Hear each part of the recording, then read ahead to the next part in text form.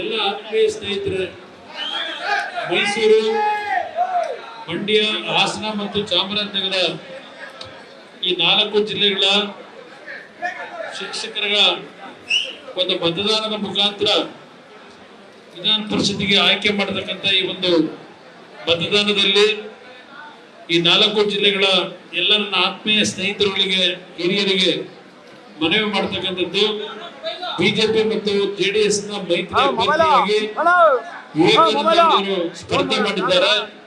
ಅವರನ್ನ ಈ ಸಂದರ್ಭದಲ್ಲಿ ಹೆಚ್ಚಿನ ಒಂದು ಬಹುಮತದಲ್ಲಿ ಗೆಲ್ಲಿಸ್ತಕ್ಕಂಥದ್ದು ಅಷ್ಟೇ ಅಲ್ಲ, ಶಿಕ್ಷಕರ ಕ್ಷೇತ್ರಕ್ಕೆ ಹಾಗೂ ಶಿಕ್ಷಣ ಕ್ಷೇತ್ರಕ್ಕೆ ಬಹುಶಃ 2006-7 ಒಂದು ದಾಖಲೆಯನ್ನು ನಿರ್ಮಾಣ ಮಾಡತಕ್ಕಂಥ ನಿಟ್ಟಿನಲ್ಲಿ ಬಿಜೆಪಿ ಮತ್ತು ಜೆಡಿಎಸ್ ನ ಮೈತ್ರಿ ಸರ್ಕಾರದಲ್ಲಿ ಬಹುಶಃ ರಾಜ್ಯದಲ್ಲಿ ಒಂದು ಶಿಕ್ಷಣಕ್ಕೆ ಹೆಚ್ಚಿನ ಒಂದು ಬೆಳವಣಿಗೆಗೆ ಕಾರಣಕರ್ತರಾಗಿರ್ತಕ್ಕಂಥ 2 ಪಕ್ಷಗಳನ್ನ ಗಮನಿಸಬೇಕು. ಶಿಕ್ಷಕರಿಗೆ ವಿಶೇಷವಾಗಿ ಮನವಿ ಮಾಡತಕ್ಕಂಥದ್ದು, ಬಹುಶಃ ದೇವೇಗೌಡರು 94ರಲ್ಲಿ ಮುಖ್ಯಮಂತ್ರಿ ಆದಾಗ 1 ಲಕ್ಷ ಉದ್ಯೋಗವನ್ನ ಕೊಟ್ಟಂತದ್ದೇನಿದೆ ಶಿಕ್ಷಣ ಕ್ಷೇತ್ರದಲ್ಲಿ.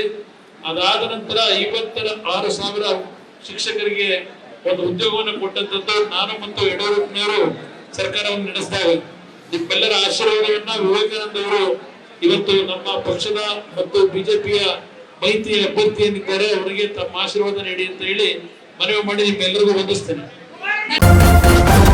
ನ್ಯೂಸ್ ಫಸ್ಟ್, ನಿರ್ಭೀತಿಯಿಂದ ನಿಮ್ಮ ಪರವಾಗಿ.